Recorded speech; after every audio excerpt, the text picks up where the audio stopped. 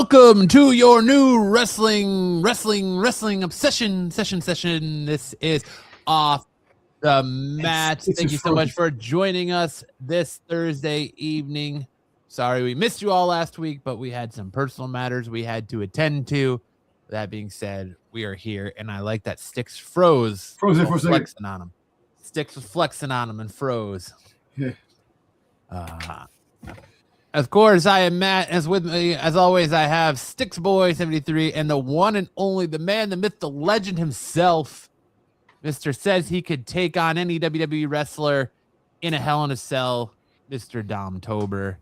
And then I woke up and I was dead. He woke up and he was F5'd by Brock Lesnar. That's it. No, speaking about Brock Lesnar, some stories came out that could have some implications moving forward. It could have some implications moving forward, but we'll talk about that. It's just been a very busy week. A lot going on. The voices inside the media of YouTube and fanfare are listening. Maybe not to our channel, but like I said, we're a small fish in a big pond.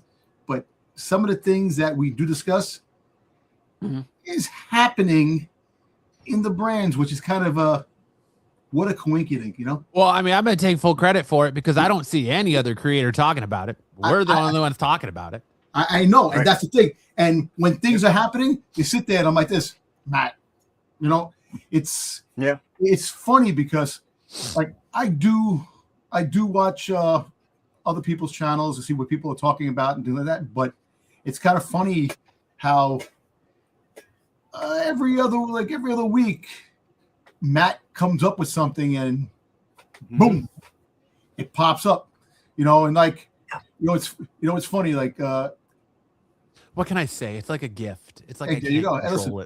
Hey, there you go. Hey, you got the touch. Yeah, you got your finger on the pulse, as they say. That's it, man. You got the power. But you know, on the butthole of professional wrestling. Some questionable moves by WWE.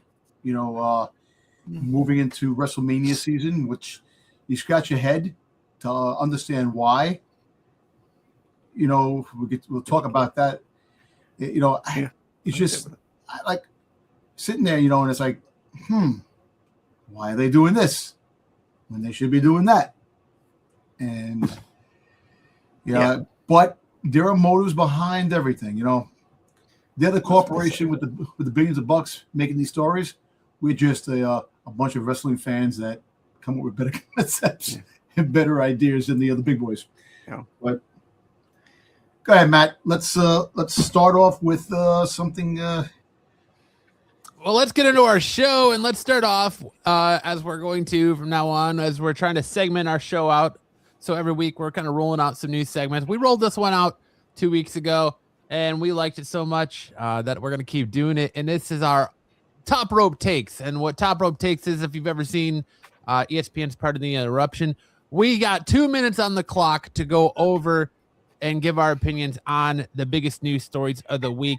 And of course, we're going to start off with Chris Jericho returning not to WWE, but to AEW last night to a rather quiet hometown of Winnipeg, Manitoba, Canada. Yep. They did not seem to be that thrilled for Chris Jericho's return to Dynamite last night. It was very weird the way it took place because I actually watched it live. Tony Schiavone opened up Dynamite to talk about the contract signing between Kenny Omega and MJF for this weekend's pay-per-view, and then like pyro just started randomly going off, and then he started again, and then the Titantron came up, and then Judas started playing, and it just said Jericho. No learning tree, no, Painmaker, just Jericho. And he comes out in this very like fashionable purple and black suit jacket there, looking very ripped. He's definitely been in the gym working on his physique there. 2 minutes on the clock, boys. What did you guys think of Chris Jericho's return to AEW last night? You know, Sticks, you want to start? No, go ahead, because I have a theory.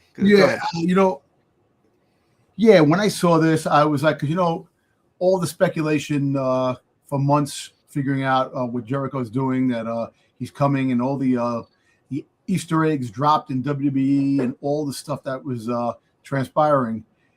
Is he coming? Is he still on the contract? All these things that were people were talking about, and then him making the return to AEW begs the question: did WWE fumble this return of trying to get Jericho to come back?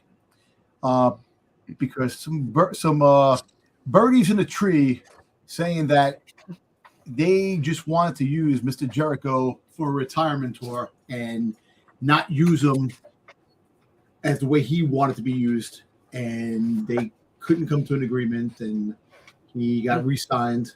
Well, we don't know just quite yet if he's re-signed. He still might be obligating his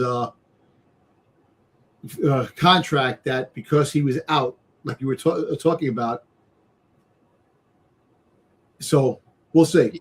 It could very much well be a case of they're just using him because there's been no talk about his contract. I have seen some of the wrestling media talking about how the thought inside AEW is that Chris Jericho signed a new deal. There's been no confirmation on it yet. I think it's very much could potentially just be Tony Khan saying, look, I'm already paying Baker to sit at home. I'm paying all these other people to sit at home and not wrestle. I can't do that right now. We need all the help we can get, especially with the media stuff. So Chris Jericho, bring him in, finish off the remainder of your contract, and then go on your way. Because do you have you want to finish in this? I have a theory. I don't know if it's correct. It's just something that's kind of swirled in my head after I saw him come back the other night. The next 2 or 3 events for AEW are all in Canada. My thought process says he only came back to do these spots in Canada because he's Canadian. Go get the spots done. Maybe that by the time that gets over with, his contract runs out with AEW, because like you said, no contract talks, no negotiation, nothing's come across the wire. Finish out these little Canadian tour at AEW and sayonara Khan and go jump over to WWE. Good theory, Sticks, man. You know what? That's a good because he came out, no promo. Nope. Just no, all of his merch just said Jericho, and it was I'm home, and walked away. He could have interacted with Kenny Omega, who's also from Canada. Could have came out and interfered in the Kenny Omega MJF Speedball Mike Bailey match at the end of the show. He didn't. Nothing like that. It was literally just I'm home.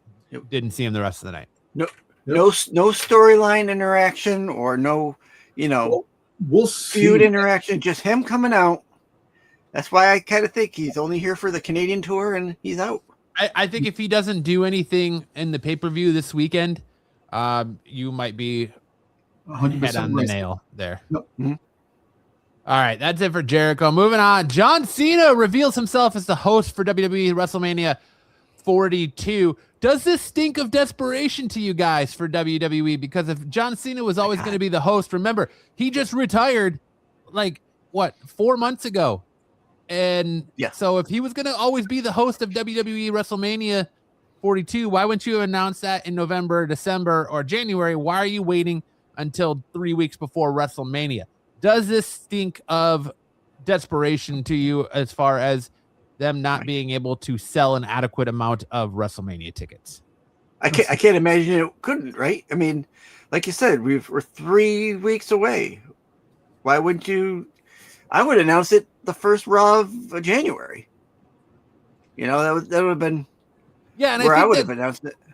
This is really going to only maybe generate some interest from people who are like, okay, well, I missed seeing John Cena wrestle his last match. I don't want to miss him at WrestleMania partaking in at least something. I want to see him in a WWE ring again. So I'm going to buy tickets to WrestleMania to do this. I don't know how much interest this really draws from people, though, with him just coming out and welcoming everybody to the show after the national anthem and then announcing the attendance. But remember what we said last year during WrestleMania. People who don't watch wrestling on the proper only knew John Cena and were cheering for John Cena, even though he was the heel in WrestleMania. Right. Yeah. So people who aren't wrestling savvy know John Cena because of John Cena. You're right. They're trying to sell tickets. But at the same time, it's knowing this, you probably knew this, you would go this route months before his retirement. And they waited to the last minute to do that. Now this begs the question. Now think about this. He's going to be the host. Does he have any interference with any of the wrestlers? No. As the host. No. Is when Gunther comes out to fight Seth Rollins, if he's in the ring, does he give an assist to Seth Rollins? No, he can't, because then he goes back on his word and he's a liar. But then he was a liar anyway. He gave up. Never give up. He gave up. But there's a difference between that and going back on your word and saying he said the next time you see me, I will be in a suit and tie. If he gets in and he's not going to get physical anymore. If he gets in the ring and gets physical, he's a liar. Like, 100%. He's not the liar. It's the WWE desperate to make things happen. So, but you know what? I actually, me personally, I would have had Danhausen host WrestleMania. Yeah, I probably would have too. Yeah. We got no time to miss John Cena. He retired in the beginning of November. Yeah. We got no time to miss him, and he's already coming back for WrestleMania. And yes, WWE we're used to them pulling off, celebrities to come do hosts or the Miz hosting. And yes, I agree with you. Danhausen would have made a lot of sense. John Cena coming back just feels like the ultimate gospel. Squint your eyes and look at the picture. Who does he look like when you squint your eyes? Don't say it. I know exactly who you're thinking. Say it. VCM. That's good shit, pal. That's it. Good shit. That's it. We'll see. Like, you know what? I said, Danhausen would have been great, and you could have had the Miz with Dan. You could have had some kind of comedy gold open up the show. Because the Miz ain't going to participate. He's not participating in the WrestleMania. So he was a co-host with Snoop Dogg one year. So if I could do this, anyway. Well, they might have impromptu matches. Yeah. I don't know. Up next, Stephanie McMahon delivered a warning to Cody Rhodes about facing a diabolical version of Randy Orton at WrestleMania. What do you guys feel about Stephanie McMahon being kind of thrust into this Cody Rhodes, Randy Orton angle? And do you feel like it's what this feud really needed to get kicked into high gear? Yeah. All right. Listen, I'm going to give you this straight out. Yeah, she does look great. When she was coming out, the shirt she had on, great. It boggled my mind. But she, when she came out, first of all places, Raw, Madison Square Garden, you have Cody come out. That's more of a SmackDown talent. To have a segment on Raw that you took away some time for a wrestling for Raw thing. And I know you still have the crossover, but that was out of place if you really think about it. But that's said and done. It's because the WWE Championship, you're not going to have Raw in Madison Square Garden without having the championship that built the building. Exactly. No, you're right. And that's a logical thing. Now, mind you, she coming out and giving her promo and saying all these things. There was a lot of speculation on the internet going crazy, buzzing like crazy that the dude that Randy Orton's talking to is her father, Vince McMahon. But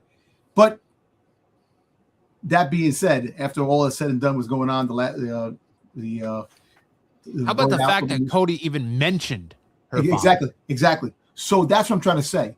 So is there a possibility that he can make an appearance a slight possibility make an appearance, or better yet, I'll give you one better. It may not be Vince, but it may be his son, Shane O'Mac. Shane O'Mac. We're going to find out tomorrow night on SmackDown, as it was announced that the person on the phone will be appearing tomorrow night on SmackDown.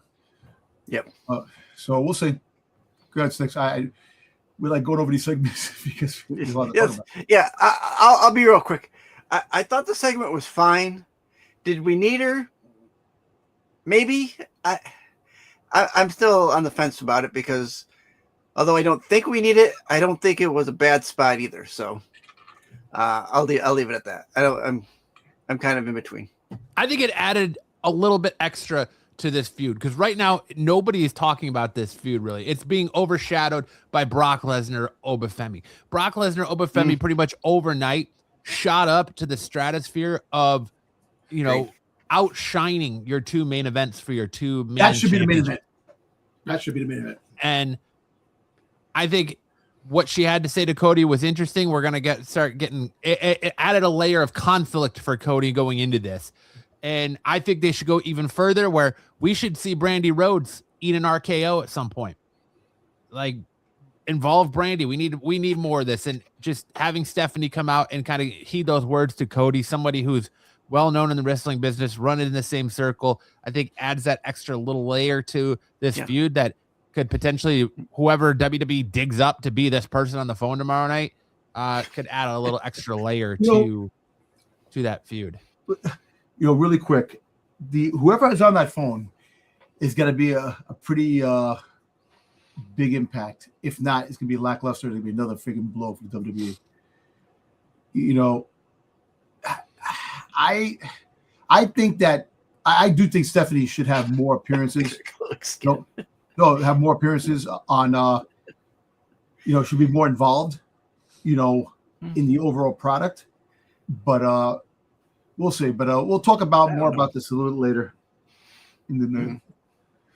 Next, we have WWE booking Seth Rollins versus Gunther for WrestleMania 42. It was widely speculated and confirmed that Braun Breaker was in fact in the house at Madison Square Garden. It was reported that Braun Breaker was supposed to be at the WWE Performance Center on his road to getting clearance, and that he was at the Raw at Madison Square Garden to receive the final clearance from in-house doctors, which by all speculations did not happen. And that's why we're getting Seth Rollins versus Gunther. My question to you boys is Seth Rollins versus Gunther. Is it a complete ass pull? And does it make sense? Is this a match that needs to happen? Is that Marco?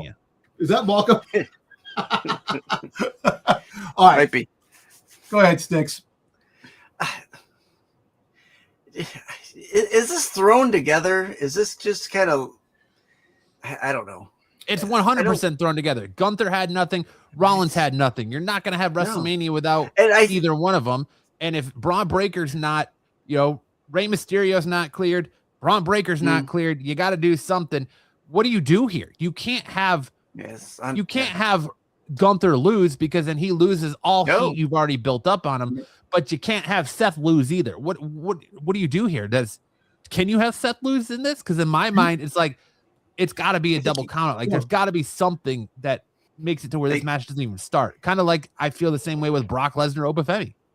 Yeah, I think this is going to be the match where we get Breaker back. Breaker spears Rollins. Gunther wins. Look, this is my thing. You could have Seth Rollins lose, but you have Seth Rollins coming back to get revenge on the Vision for doing what they did. And to have him lose to Gunther and then fight Braun Breaker and lose to Braun Breaker, that's the thing. And also, I kind of think after the Braun Breaker CM Punk match, I think the WWE is a little weary now of Braun Breaker. To a point, falling on his head twice in the last Royal Rumble. And botch-wise, you mean botches, and I think that his in the Survivor Series, him falling on his head and then falling on his head again against CM Punk, I think they might push that back of pushing him. And I think we'll find out, like, you have to give Gunther a challenge. You can't just make him a guy retiring people. You got to give him a direction. And as of right now, he had no direction. So this direction could be where Paul Heyman hires him a hired gun to take out Seth Rollins until Braun Breaker is like medically cleared to really come back. And you have him. Now, this story could be very interesting if it's executed right. You know, Bronson Reed's not coming back until the end of the year. Right. Braun Breaker, we don't know if he's coming back. I think he is going to come back. And, you can bring him back in part of the story to really push him back in WrestleMania. And but now if he comes back, do you push that match for Backlash, or do you try to push Braun Breaker versus Seth Rollins to SummerSlam? No, I Backlash. Because you have to get the ball rolling. You could do SummerSlam, but I think there's other plans. Because now, if this plays out the way it looks like it's playing out, we could have a totally revamped Vision. If Gunther becomes part of the Vision, that could be a really crazy turn of events if it does happen. Have him part of the group. And, I'm going to talk more about the Vision too, because there's some kind of weird things going on with the whole Vision aspect and Paul Heyman and a whole bunch of craziness. But this could be an interesting match. Yes, it was thrown in because both the guys who they had a fight were hurt, and they put it together. And they did mention that this could be the possibility a few months back, saying that this could be the direction they're going. But if they do the story right and they execute it right, this could be something very interesting that transpires. So we'll find out on the road. But you got two superstars. This is a pretty good match. Seth Rollins really did. He only fought Gunther one time. In the time that Gunther's been up in the roster, he fought him the one time when I guess that he fought him one time, right? That's about it. I think once. Yeah, one time. So I think that this should be an intriguing match. Yes, there was no story to it, and they put together. But think about it. It looks like this way the WWE is going. They're just trying to throw things together, see if it sticks against the wall, and if it does. And this could have the makings of something, like I said, something interesting to keep an eye on. The problem for me is you have 2 Monday Night Raws and 3 SmackDowns before WrestleMania to make a story, to make this something that people are going to care about. You could have done anything through a promo. You could have had Paul Heyman, grease Gunther's palms and just be like, Brock Lesnar has his hands filled with Oba Femi, Logan Paul and you might get Austin Theory have their hands full with the Usos. You might get that LA Knight now, and so he's just having being a hired gun to take out Seth Rollins. Well, think about this. Monday night, maybe Monday night we'll get the reason he's going to come out, and either Paul Heyman's going to come out and go, I hire him as my bodyguard for the time being until Braun Breaker returns and stuff like that, and he's paying him handsomely. So you could probably have that promo to Monday night when you see what happens. And if they don't do the promo, then it's like, all right, it's just thrown together. But we'll see. And our last topic tonight, LA Knight shows up at IShowSpeed's house and beats him up after the events of Monday Night Raw, where we saw IShowSpeed unfortunately getting involved in the tag team match between the Usos and the Vision when he tried to take the brass knuckles from Logan Paul. Let's talk about Logan Paul real quick before we start this timer. Logan Paul's mom is a better heel than half of the WWE. Logan Paul's mom is a more impressive heel. That was funny. Than most of they've got, because she's sitting here trying to hand the brass knuckles to Logan. IShowSpeed tries to stop him, inadvertently gets brought into ringside and accidentally punches and lays out LA Knight after putting them on. So today, to get his revenge, LA Knight shows up at IShowSpeed's house and beats him up live on his stream. We all pretty much called this, that there's going to have to be something with the Usos and LA Knight being in a triple threat match against the Vision and a player to be named later. I believe I said last week it was going to end up being IShowSpeed, and then it was. So my question here is, What do you guys think of this? WWE finally seems to be listening. Dom said it. WWE seems to have somebody on their payroll that goes through YouTube and watches all of the IWC and all these talking heads like us out there, and JD from NYC, and Wheezy Blonde and everybody like that, taking ideas, comments that are made, because we talked about this a few weeks ago. We talked about, remember back in the day where WWE, they had the match between Stone Cold and Booker T in the supermarket. They had Stone Cold show up at the hospital and hit Vince McMahon with a bedpan. They had fights take out place in the airports when they had the Hardcore Championship. Why don't we have more of that? Why don't we have more like Unreal being where, a feud between two people leads to like they stop for gas and the face is in the backseat of the heel's car, beat him up and leave him at the gas station. We've kind of seen that play out now ever since we said that. We had Tatum Paxley show up at Blake Monroe's hotel room on NXT. We had a hot dog cart incident. And now we have LA Knight showing up at IShowSpeed's house and beating him up live on his stream. Boys, 2 minutes on the clock. What did you guys think of this angle? And are you getting interested in the Vision and IShowSpeed versus the Usos and LA Knight? I'm going to be honest with you. The Vision is hurting. Yes, now they won the tag team champions. They got the belts.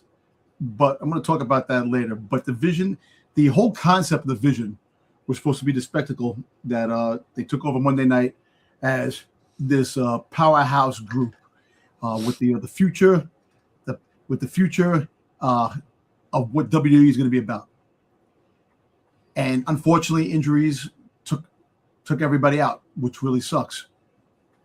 But I think the direction they're going, I think there could be some very interesting tidbits. Like I said, with the Gunther thing, yes, you have one of the big influencers in Logan Paul, the Maverick, part of the roster doing that. Now, IShowSpeed is legitimately going to become part of WWE lore, and I actually think he's going to turn heel and really play the part good. So you have a team of Austin Theory, Logan Paul, Braun Breaker, when Braun Breaker comes back, but you're going to have Gunther as a hired gun, and friggin' IShowSpeed. Should be a very interesting thing. And I think this whole concept, this was gold. This is what they're missing. This is the stuff that made WWE prime. So if they can continue this and do this, you're going to have some happy WWE fans, Matt. You're going to have some people that really invested like this stuff, and the ratings will go up. And I like this whole scenario, what happened. When you mentioned this morning on the chat, I seen it. I said, oh, shit, this is great. This is great. And I like how it all started with a Danhausen April Fool's tweet by saying that IShowSpeed was uncursed, and then he said April Fool's. And then later on, awesome. LA Knight shows up and whips him on his stream. Oh, that's awesome. That's awesome. We all know IShowSpeed got it in with WWE. Like he took that massive spear from Braun Breaker. He's been training. He's done his Speed Can or something like that show with Randy Orton where he's been training and he took a chair shot. Yeah. It's no surprise to me that he's in this match. I think we knew it the minute he was backstage, and they were so adamant about getting Speed back. But what did you think about this, Sticks? Because I know me and Dom pretty much dominated the 2 minutes. I love this spot. This spot was great. Like you said, it harkened back to those spots with Booker T and Stone Cold, and just even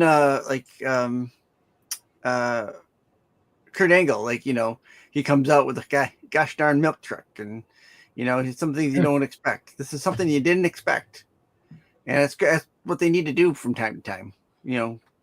Now, I will say, you mentioned that IShowSpeed had been training with Randy Orton.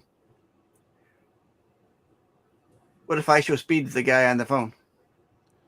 No, I think the guy on the phone's got to be a little bit more impactful. Yeah, because honestly, Randy hasn't done much. Like Stephanie came out and talked about like how visceral Randy Orton is, and he's this like cerebral. I'll use cerebral assassin, but how visceral and crazy he can get, and she knows firsthand. But really, other than beating him down, he hasn't done much that's visceral or crazy, you know. So they got to add. It's got to be a big pull. You know, like I think it's got to be like a Kevin Owens. Well, I think that the crazy thing is like between Cody and Cardona, you know, that's kind of the where he's kind of. I guess beating up Matt Cardona can drop the spoon somewhere. All kidding aside, you know that it has to be impactful. So it's got to be someone that we know, somebody that it could either be his dad, which I don't think it's gonna be his dad. Is that it could be his dad? It could be his brother. KO, like Kevin Owens. It could be Kevin Owens. What does it say? Somebody. Apparently, there's rumors floating around that someone from NXT. You know that someone from NXT might be getting a call up. But it could be talking to Randy and giving him advice that Randy takes. You know, Randy's the type of guy that he does take advice from. You know, from all. I've heard that it's going to be DiBiase, Ted DiBiase Jr. Now that his legal troubles are all over. It's still early with that. I think it's still going to be an Orton. I think it's going to be his uncle. Well, look, I think it could be Shane. Look, Shane McMahon, or like I was saying, the rumors are having Vince McMahon that they were talking about that possibly that Vince. If you're gonna name drop that, they're trying to get rid of all the names, like anything to do with Vince McMahon. But I'll tell you, Janelle Grant's doing her damnedest to make sure Vince McMahon never returns. After today, there's a couple of tidbits about Brock Lesnar too, which is so. But like we'll see, man. Like tomorrow night will be a pretty decent chance. It got me intrigued to watch tomorrow. I'm definitely going to watch and see what happens. So I will tell you that tomorrow's SmackDown, albeit it's gonna really twist what's going on going into WrestleMania week, right? So I think we're gonna. I swear to God, we're gonna get 2 more matches before WrestleMania, because just how many we've got tagged up now, it's looking like it's going to be 7 matches per night. Yeah, probably. You're probably not wrong. Yeah, so 2 more matches have to be made somewhere along the line or something. But that was Top Rope Takes, where we take the hottest news stories, the 5 hottest news stories in 2 minutes and talk about them. So that's our Top Rope Takes. Now we come to our segment where we're going to hand it over to the man who's got his ear to the streets, the guy who's willing to do the dirty digging, the guy who's in the dirt, in the trenches with all the dirt sheets, our good friend Dirty Dom Tober, and he's going to bring you Dirty Dom's dirt sheets. Dom, what are the dirt sheets screaming about this week? So I'm going to give you one dirt sheet that came up that I don't know how true it is, but it could be very interesting. So apparently Paul Heyman, they're talking about Paul Heyman might become the general manager of SmackDown. And we're going to find out April 24th that something's going to transpire. So after WrestleMania, that some big move is going to happen with Paul Heyman. Because Nick Aldis has been hinting at a return, and I got a feeling that Nick Aldis is going to fight Drew McIntyre in one of the pay-per-views down the road. So that's a very interesting tidbit of a something I found on the interwebs of that really intrigued me. That kind of goes back to Sticks Point 2 is I've been hearing a lot of rumblings in the IWC that the match that's going to be added tomorrow night on SmackDown is going to be Jacob Fatu versus Drew McIntyre inside Hell in a Cell. Yes, at WrestleMania.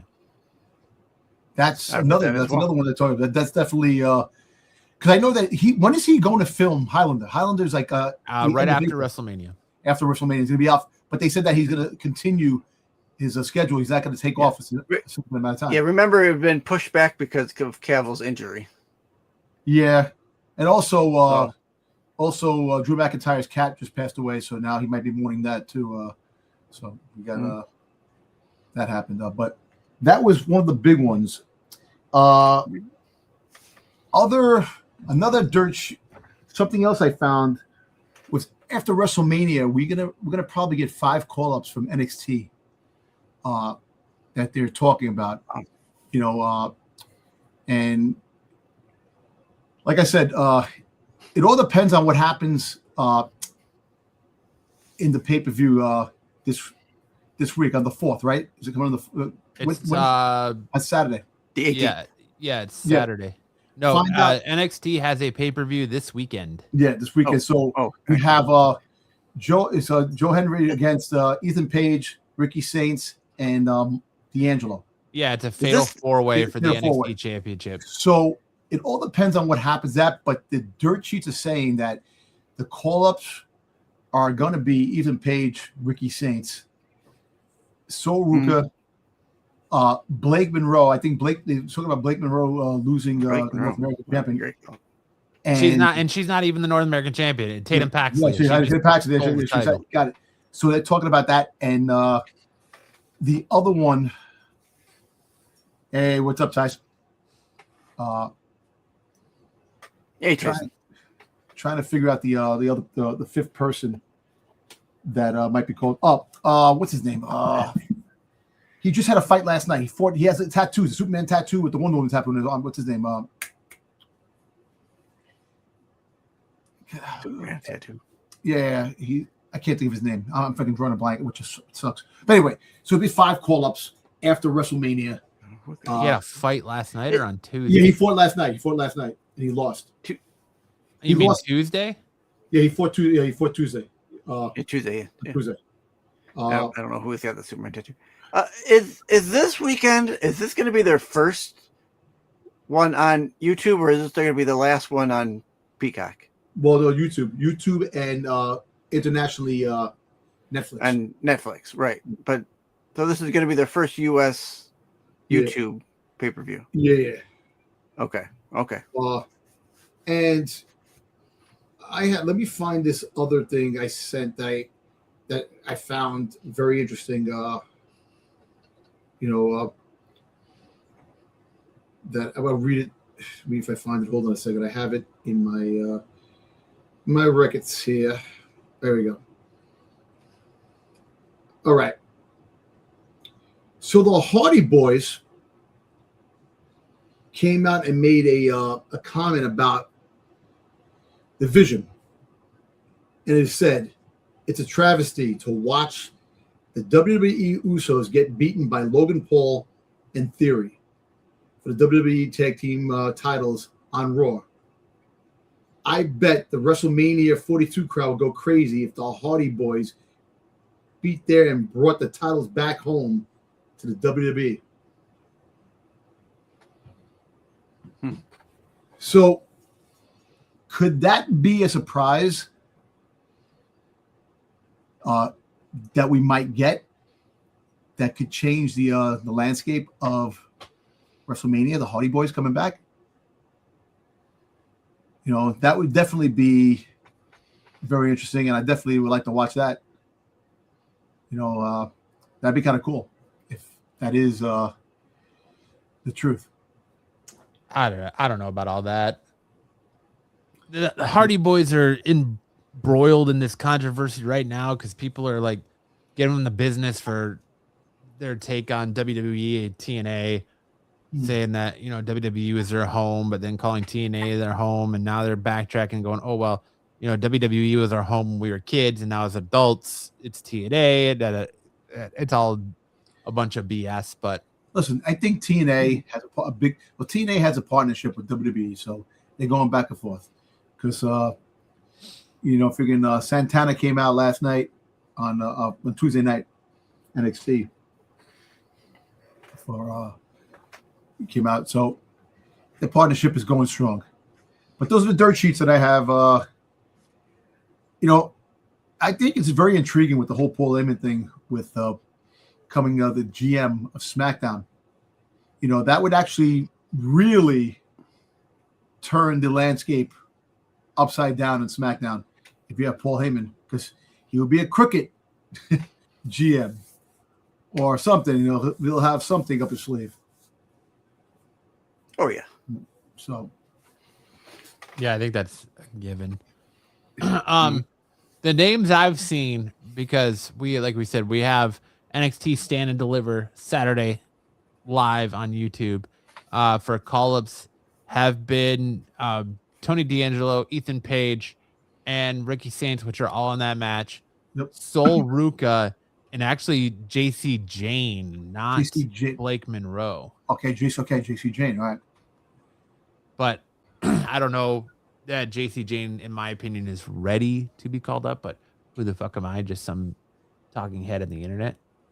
But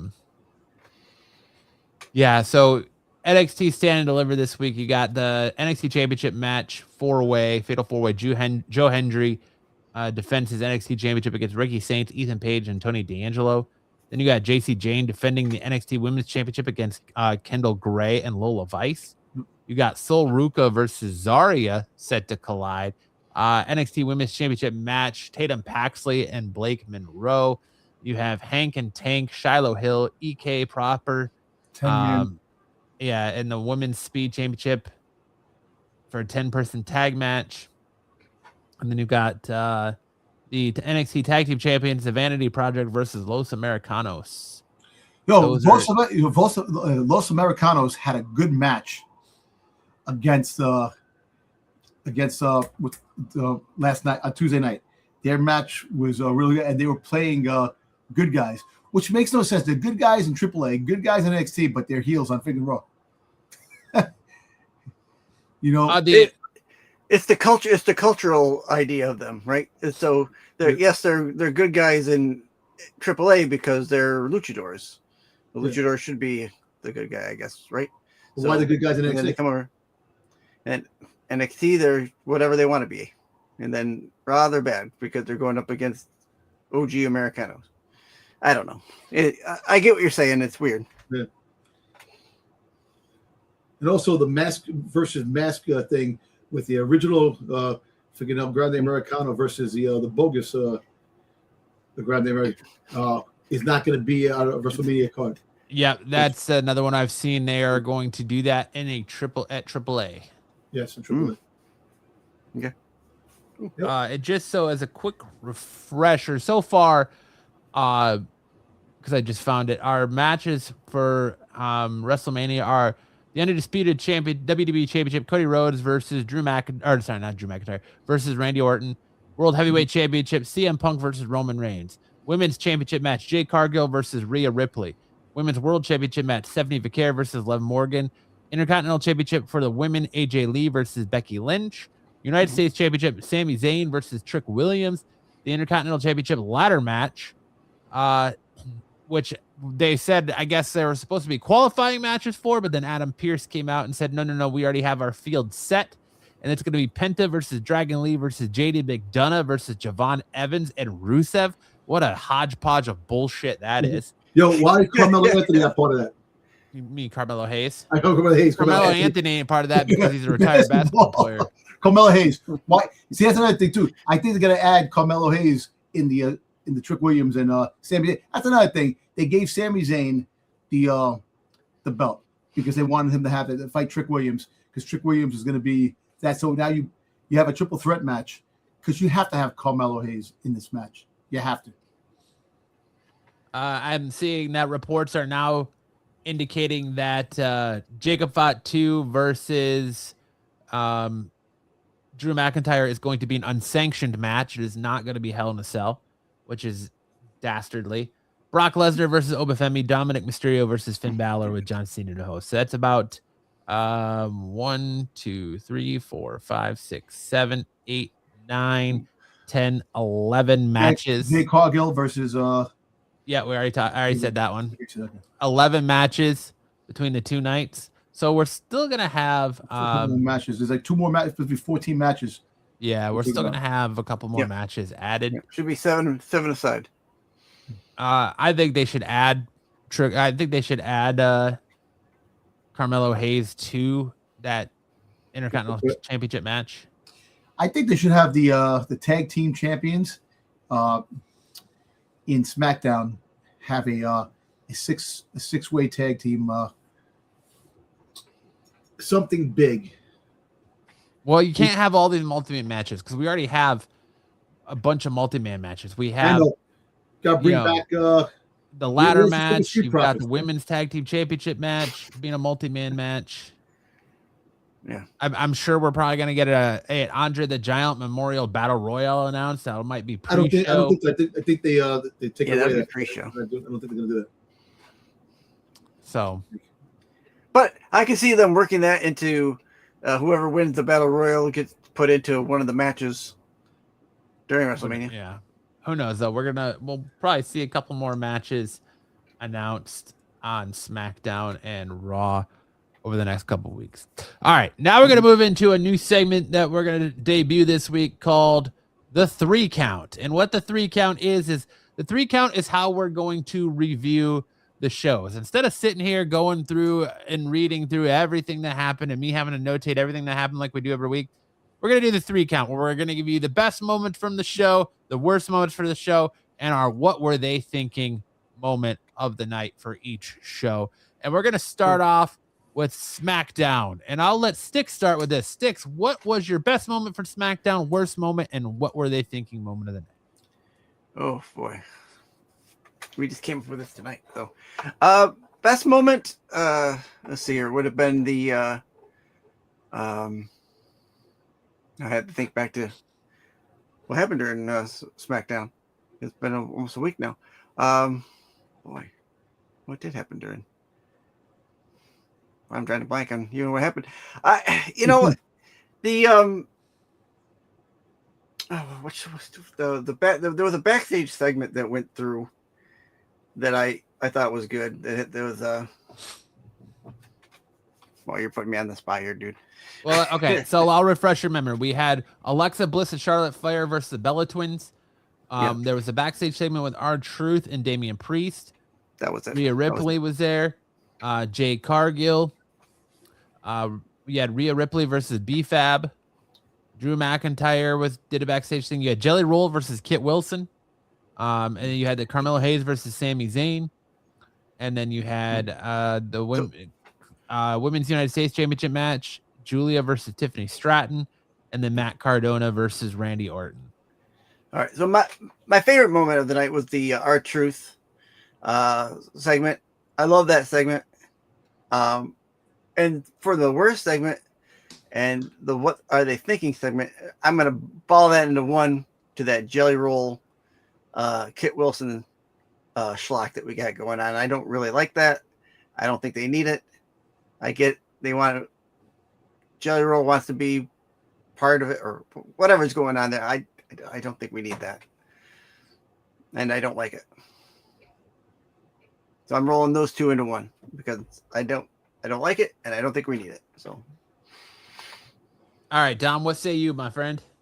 All right, the best moment of SmackDown. I actually think that the Cody Rhodes brawl with Randy Orton, all the other thing leading up to WrestleMania. When it comes to believe it or not, I always like the intrigue of who's Randy talking to and stuff like that. Kind of the segments like that. Not even the wrestling matches. The best moments. Sometimes when they have good backstage segments and just the segments before a wrestling match, I think that kind of those sticks. That moment stuck out to me the most. Now the worst moment was the Jelly Roll and Kit Wilson thing. Fine. You want to find something for Kit Wilson, I think, and I do applaud Jelly Roll for doing what he's doing. Yeah. He lost all that weight. He's getting himself in shape, and he's doing something that he loves. And the whole segment with that kind of throws me off. And the other worst moment was the botch that Tiffany Stratton did to Julia. She peed herself. Julia peed herself because she was hit hard in the stomach by Tiffany's head when she friggin' landed in that awkward friggin' moonsault, and that was good. And what were they thinking? Taking the belt off of Carmelo Hayes and by giving it to Sami Zayn. What were they thinking? What they should have did was Sami Zayn should have came out and I want the championship, and then Trick goes, nah, it's not going to be that easy. And you could have had a build up for that. You could have had that build up for the championship, and had them go, not just taking it off Carmelo. And apparently they said, oh, he was getting married. Dude, those pictures were freaking for engagement. So obviously they took it off because they wanted to give Sami Zayn something to fight Trick with. Because look, we all know Trick is going to probably win it. He's going to win it at WrestleMania. That's what they're aiming at. They want to give Trick a belt. And, mind you, he actually been one of the best things on SmackDown. Trick comes out. He has that energy. Like the Young Rock, when Rock was starting off, that's what Trick reminds me of. We said that before. He's not a rookie, but he feels like a veteran the way he's going out about things. He's funny. He got some good segments, this and that. And I just think that they shouldn't. I think Trick should have fought Carmelo Hayes for the belt. They got no push or drive right now, it seems like. Like, I don't know what they're doing, why they didn't elevate not Trick Williams, why they haven't elevated Carmelo Hayes when he had that championship really at all. They're just going to take it off him and give it to Sammy. I feel like they really hurt him there, and they feel like they've got the new shiny toy in the stock in Trick Williams, so that's who they're going to go with. For me, my match of the night on SmackDown was the Randy Orton, Matt Cardona match, because anytime you get Matt Cardona and Randy Orton in a match, you're bound to have some good stuff go down. My worst match of the night, I'm gonna go with the Jelly Roll stuff only because it's a toss up for me. It's the Jelly Roll stuff only because Jelly Roll dominated the SmackDown. I think he had 3 segments. He had his match, and then he had a backstage segment, and then he was also involved in the pull apart brawl at the end of the show. I think SmackDown and WWE are depending on the pull apart brawl too much. We've had the pull apart brawl 2 weeks on Raw to end the show now, and then of course on SmackDown to end the show on SmackDown. So I think WWE is focusing and relying too much on the pull apart brawls. And for me, the other worst moment too is I don't understand this group between B-Fab, Michin, and hey, listen. Remember I said that I know you said it, but it doesn't make sense. I know, nothing about it makes sense. It really feels like a protection to Jade Cargill, kind of just solidifying that WWE doesn't really think that she can hack it, and that they're bringing other girls in there to make her look a little bit better in her matches, to help her out there. I don't think we need another stable. I don't really know what that's all about. And then my what were they thinking moment as it's the same as Dom's. I don't understand why they took the belt at this time off Carmelo Hayes and gave it to Sami Zayn just so they could have that belt be in that feud between him and Trick Williams. It doesn't make sense. I don't think that feud needed the belt. That feud was still fresh. It was good. Crash Out Sammy has been the best thing on SmackDown for the last couple of months. No water bottle was safe. And now you're going to just throw this title in here and completely kill any kind of momentum that old Carmelo Hayes had going into it. So there's and now you got to wonder what's he going to do for WrestleMania. Does that mean Carmelo Hayes effectively is not going to be on WrestleMania now? I think we find out tomorrow. Maybe. I think we find out tomorrow if he gets on the best case scenario is he gets added as a third man to the Trick Williams Sami Zayn match. All right, those are our 3 count reviews. Best moment, worst moment, and what were we thinking for SmackDown. Now we're going to go into Raw Monday night. And Sticks, why don't you go ahead, or actually, Dom, you go ahead and start us off with Raw from Monday night, since I let Sticks start with SmackDown. All right, best moment was Brock Lesnar coming out. The Oba Femi and Brock Lesnar thing is really taking off, and that is the number one thing overshadowing the 2 championship matches for WrestleMania. And they finally did what I said 2 weeks ago that they needed to do. I said they need to have a locker room clearing brawl Well, they didn't have a locker room clearing brawl. They just threw security geeks all over the place. Exactly. And Adam Pearce had a rough night on Monday Night hit Raw. a couple of times. Yes, he did. Yes, he did.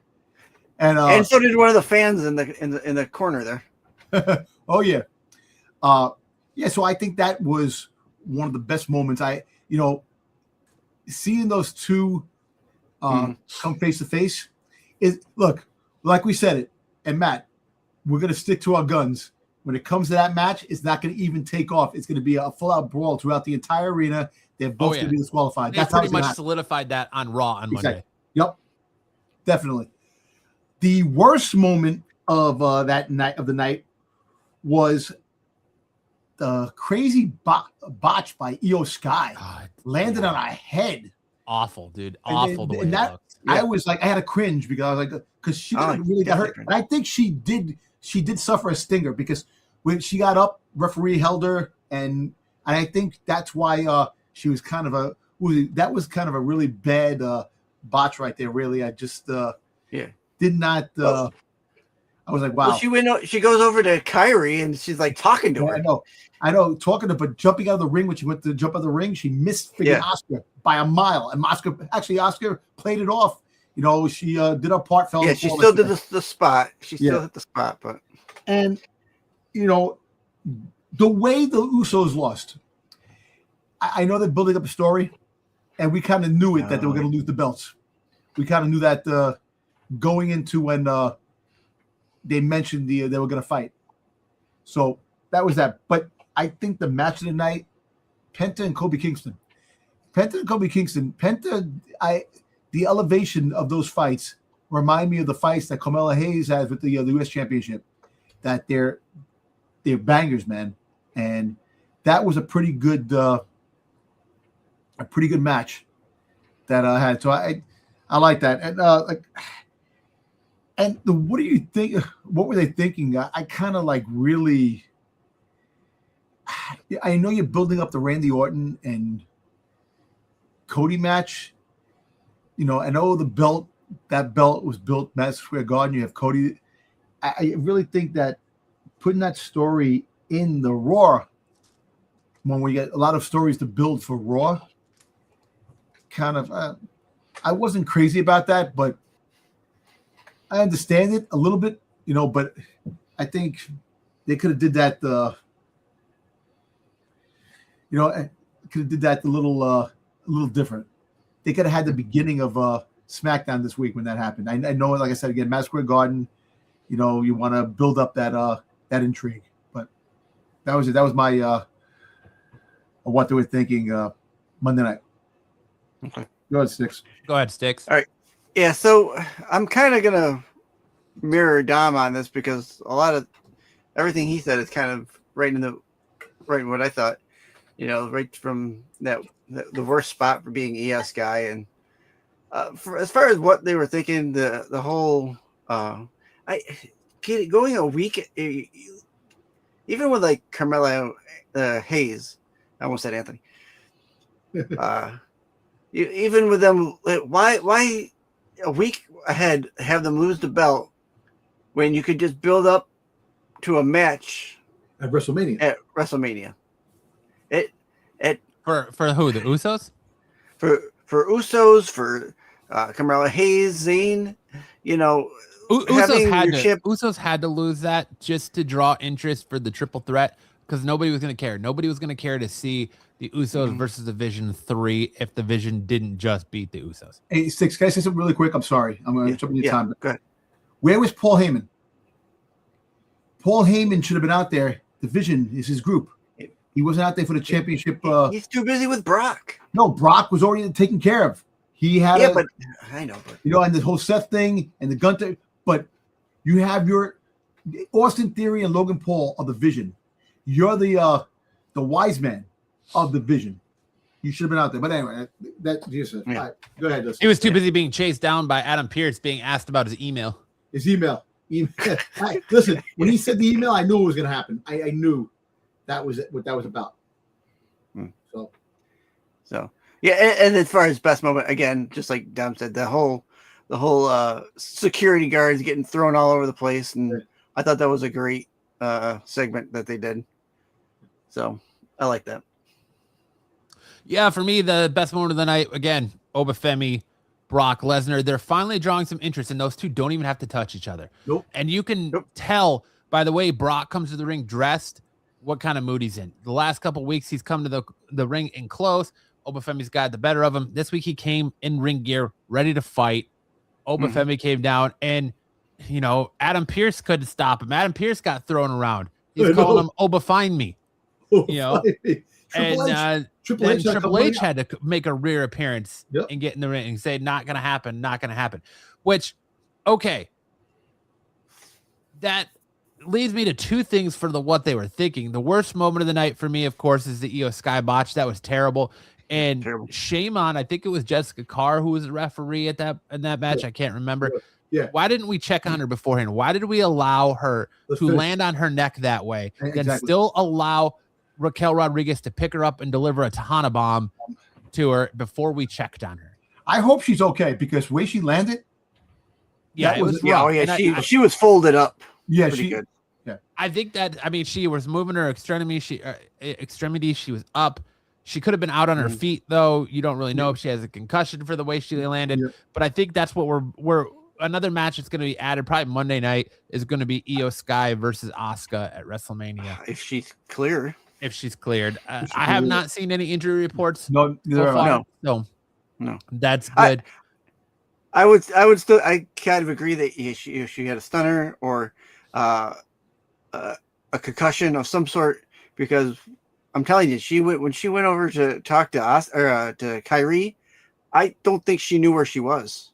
She was kind of looking for a direction from Kyrie. No, because the whole fact is, when she did, she get up, but the whole fact is that they would continue to fight. And like I said, at the end, Jessica Carr was picking her up and walking, and she was walking very slowly. So I don't know. I know you play the part, but at the same time, I think she did get a stinger when she landed. The way she landed, listen. If that was me, I would have met this. Call me. Hospital. yeah. I'd have been put up my own X. But you know, hey Matt, I'm sorry to tune in. I gotta say, one of the best moments, Stephanie Vakir's outfit. Oh my God, it was Oh my 100%. Yes. Outfit of the week. That was the outfit. That was the outfit of the week. Outfit of the century. She should have wore that to Saudi Arabia. I know. I think that's too sexy for Saudi Arabia. But anyway, I like Liv Morgan calling her Mama Boot. Oh yeah, that was good. That was funny. But anyway, go ahead, Matt. I'm sorry. And my what were they thinking moment of the night is kind of twofold. I want to say Seth Rollins versus Gunther. It doesn't make sense. They just threw it together. There's no story there. But for me, it's the inconsistency. And it's the inconsistency that Raw ended yet again with another pull-away brawl. And you had Adam Pearce getting knocked down in that one, this time by Roman Reigns again. Like I said, Adam Pearce had a hell of a Monday night. And you're inserting yourself to stop Brock Lesnar and Oba Femi from getting their hands on each other. So much so that Triple H came out and got in the middle of it. But you're not saving your main event of WrestleMania because you're allowing Roman Reigns and Punk to put hands on each other. You're not showing them the same respect that you're giving Oba Femi, Brock Lesnar, where you're like, save it for Mania. I'm not going to jeopardize my Mania match. But you're going to jeopardize your main event for your of night one for the championship by letting these two have a pull-away brawl. Yo, dude, when he threw him through the table, freaking Roman Reigns' head hit off the computer. Yeah, it looked nasty. It did. So you have contradictions there with themselves between the two things. So that was my what were they thinking match of the night there. All right, now we're gonna go to NXT. We got NXT from last night with our best moment, worst moment, and what were they thinking moment of the night.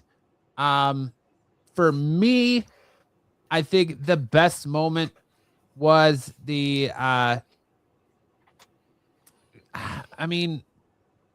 really like the Tatum Paxley Blake Monroe stuff, how Tatum was going to get the better of her, and Blake Monroe still escaped with the North American Championship.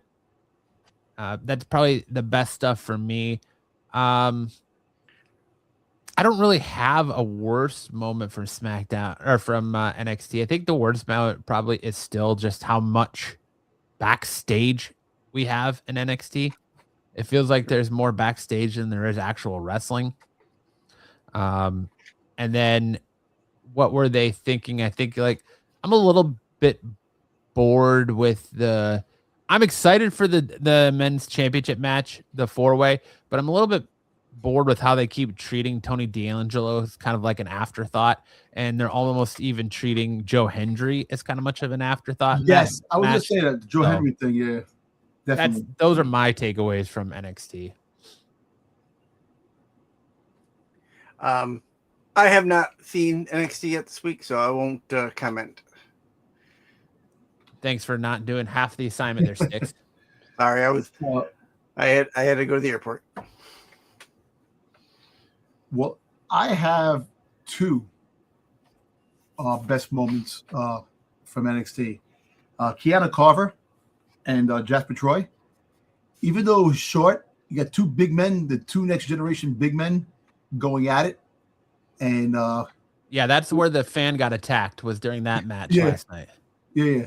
So I actually like that, but I also like the Los what's the name? Grande Americano, the Los Americanos. Los Americanos. I thought that fight against Birthright was actually pretty good. Mm-hmm. I like that. The worst moment, was the ending, that they it ended without a deciding factor. With Lil Vice.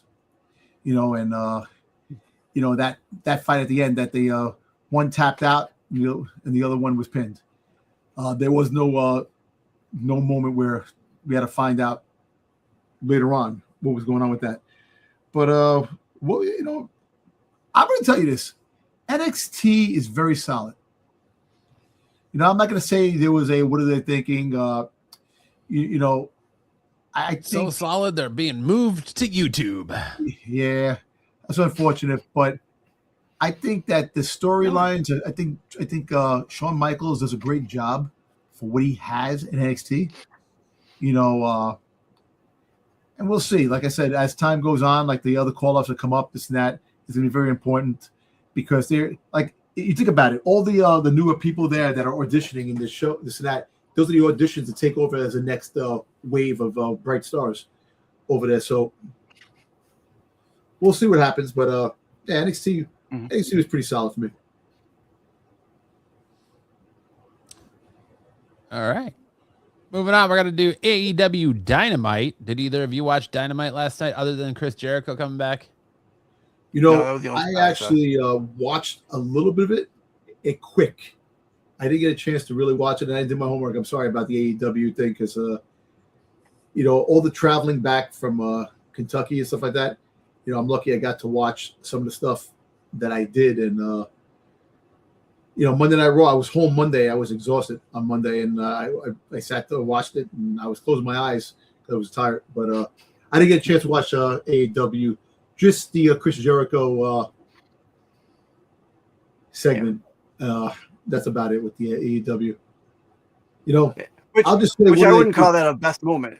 No, well, I would say the worst moment. He came out, all those WWE fans kind of lost their that time. Their happiness became frowns, knowing that Chris Jericho is still with AEW. Yeah. But don't worry, Sticks, you gave him hope.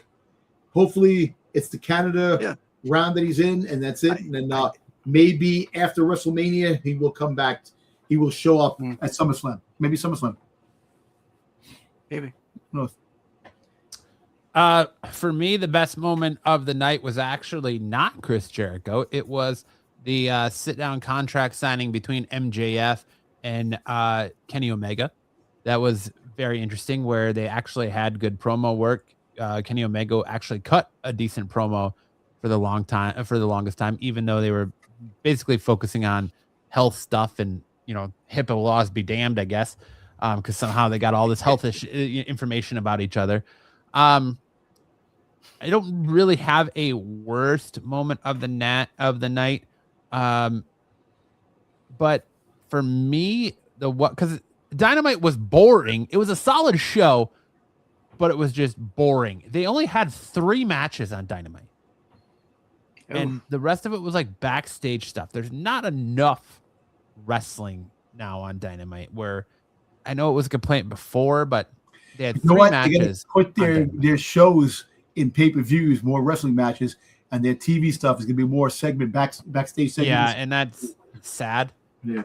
Because that really alienates the wrestling fan. But what were they thinking over the night is the Chris Jericho return, for the simple fact that Jericho's back on TV. He came back, the way they decided to package him, the way he came out with like the pyro mishaps, it felt like he just shows up, struts to the ring, lets his entire song play. The crowd isn't really behind him. The only ones that seem to like really be into it are like his family that was ringside. All he says is "I'm home" and leaves. They had the ring set up for Kenny Omega and MJF. He could have did something there. He could have cut us a promo. He could have told us what he was doing. He didn't come back with any big persona. He's just Jericho. I'm kind of worried that it's going to be like when Adam Copeland came back, and he came back as just Cope. But I wonder what they're doing with Jericho, and it would make sense that Jericho's just coming back to fulfill the obligations of the time he's got remaining on his contract, do the Canada dates, and then be gone. I would not be surprised by that, by what they did. I guess we'll find out this weekend whether or not Tony Khan actually has some direction for Jericho moving forward. But for my first time coming back to AEW in a long time, because I was kind of out on AEW, it was a decent enough show. It was a good show. Wasn't great. It wasn't anything to write home about. It was just the wrestling was good, but overall it was still very boring. But that's my review on AEW. I'll interject just really quick as far as Jericho goes. I think Jericho being generic with just Jericho kind of feeds into the fact that he might not be there much longer, because they don't have. It doesn't have. What was it? The learning tree, or Painmaker, right? Nothing like that. It's just generic Jericho. The inner circle. Yeah, the inner circle. Yeah, So there you go. Well, that's our reviews. That's the end of our segments. I'm gonna go ahead and open up and create a new segment right here that I'm gonna call The Shoot, where we're gonna open it up to talk about anything and everything you guys want to talk about that happened on any of the shows this week. We're gonna call it The Shoot, and we're gonna end the show with The Shoot this week. And let me know what you guys want to talk about. Well, I will, if you don't mind. I'm intrigued with the person on the other side of the phone talking to Randy. Mm-hmm. Like I said, we talked about it could possibly be his dad. It could be Kevin Owens. It could be the voices in his head, just the voices in his head talking.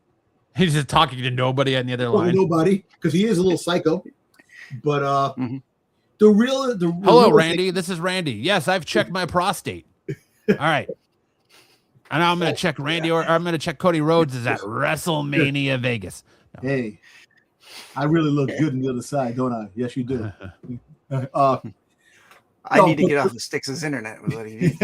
To be realistic, who do you really think that it could possibly be? Like Vince McMahon's a long shot now, because after Monica Brandt, what's her name? Monica Brandt, right? Janelle Grant. Janelle Brandt.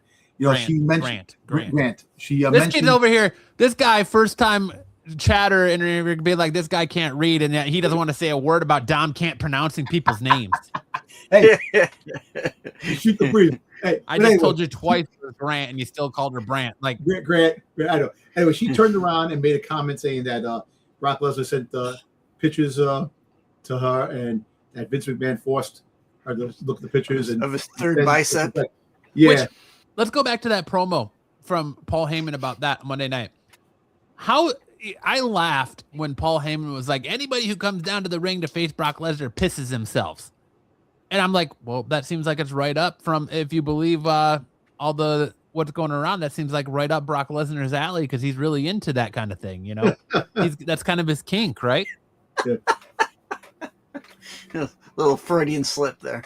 Yeah, but he loves the P play a little bit, But who do you really think that it could be on the other side of the phone? Right? To be realistic, I think if you're going to make it interesting, it's Kevin Owens. Kevin Owens released something on his social media the other day about Cody Rhodes. I think really, honestly, if you're going to make it interesting, it's got to be Kevin Owens. And they did say that Kevin Owens might be getting the okay soon to come back. You can make him have appearances, but he can show up, not be cleared, and be cleared later on. So we don't know, but that could be definitely a possibility. And he is advertised to be at WWE World in Vegas that weekend. Yep. So I think Kevin Owens makes perfect sense. Yep. Mm-hmm. I'm 100% behind that. Yep. That's who I would do. What do you got, Sticks? Yeah. If it's not Kevin Owens, I'm thinking you go family. I said it earlier. I don't think it'd be his father, but probably his uncle, who was a wrestler too. But isn't his uncle older than his father? I don't think so. I think it's he's got a couple uncles, but I know he does. But why bring somebody? I think it might be. I would go family, but I think Kevin. I like the idea of Kevin Owens. I think that's a good call. Yeah. Because who do you go to? You want to go to someone who's already fought? Remember last time Kevin Owens fought, it was against Cody. Yeah, the ladder match. Yeah, that ladder match that put him out. Yeah, I actually think that the surgery that he got wasn't as bad as they first anticipated. I think he even said that. It wasn't, the extent of his neck injury wasn't as bad as they thought. They thought, and it could heal. He has to take some time off, about a year or something like that. Take off, and like I said, maybe by the end of the year he makes his return. And just because he comes back doesn't even mean he has to get physical. Now I will wonder if he changes his finisher and he no longer does a stunner and he goes back to doing the pop-up powerbomb or something else, just because the stunner puts a lot of impact on your vertebrae. Yeah, from doing it. And on top of that, remember when Randy Orton couldn't do the RKO when he came back with his back? He said the RKO that he can't do, but he still do the RKO. But I don't know. It'll be interesting tomorrow night. We'll all be friggin' holding our phones, and whoever comes out, like, oh shit. But I'm gonna start pushing it now. Mark your calendars for Wednesday, April 15th, when we have our WrestleMania extravaganza prediction show. You're not gonna want to miss it. We're going to try and get a panel of panels of people here to talk about WrestleMania and give us our predictions for WrestleMania. It's going to be a great show. It always is. The boys and I are talking about doing a watch along for WrestleMania. The only caveat with that is I'm going to be having surgery the day before WrestleMania. So it's just a matter of kind of if I can sit without being in pain for 6+ hours of wrestling. It's going to be a long time. We do a Royal Rumble was 6 hours. Remember Royal Rumble was sitting there for 6 hours? Yeah, we'll know more. I love doing the watch alongs with you guys. It's a lot of fun, especially the bickering back and forth because none of us can seem to sync up our times. But it was funny. We'll try. We'll all have to do Disney Plus. That's how we're going to be in. Last time it was Don. Listen, last time it was Don because he was. I was starting to get mad. I was on ESPN, and meanwhile Disney was the one that freaking had the legit friggin'. I had you switch over to Disney and you were fine. Yeah. I watch it on Netflix. So yeah. All right. Well, anything else you guys want to cover in the shoot tonight, or are we good to call it a night? I'm good for tonight. Yep. Nothing else pressing you guys want to talk about? I don't think so. I'm just refreshing the news cycle here to see if there's anything worth talking about. Anything pop up? Well, we heard about McIntyre's cat passed away, and he actually he goes, I know how CM Punk feels with Larry when Larry passed away. So how pets get emotional, like these big guys, bigger than life. I definitely, oh my God. Yeah. Big softies because animals do bring a lot of joy to people. and when they go, it's very sad. You know, sometimes animals are much better than humans. You know, so when it comes down to that, I do agree with that. Oh, and by the way, Funko is actually dropping a 750 piece CM Punk and Larry poster with the Funko, and it's going to be the Funko shop, I think, soon, very soon. So it's going to be limited edition, 750 piece. So if you have your Funko points, you can try to get it. It's going to probably be about $300-$400 online when it sells out. So make sure you get it. All right. Well, that'll do it for this week's episode of Off the Mat. I hope you guys enjoy this new format. It really streamlines the show, and it prevents us from talking about the same shit over and over and over again. You're right. And it is a lot of fun. We're going to keep adding more segments every week, and just to give you guys all the professional wrestling goodness we can. If you want to check out more from Styx and Dom, you can check them out tomorrow night over on our sister channel, Renovision, on the Qualified. You can check out Styx and I usually on Saturdays, although we're not doing a show this week, over on Saturday Night Special right here on both of our respective channels, as well as Renovision. You can check out more from Dom over on the Renovision on the Star Wars shows on Sunday night. Dom has to get his channel going. I actually think. I'm sorry, Matt. Interrupt. Go ahead. Sunday, we might be having this show on Monday. Oh shit! Because Sunday is Easter. Yeah, Sunday is right. Easter, but Monday is the mall show, and we're not going to wait to do the show and then have to do next week to do the first 2 episodes that drop. So we're going to watch the mall show and then Monday night have a review, like an hour and a half about the show and do a quick segment. So I think in the next couple of weeks we'll be doing Mondays. So just stay tuned. I can pop out of that. Yeah. So.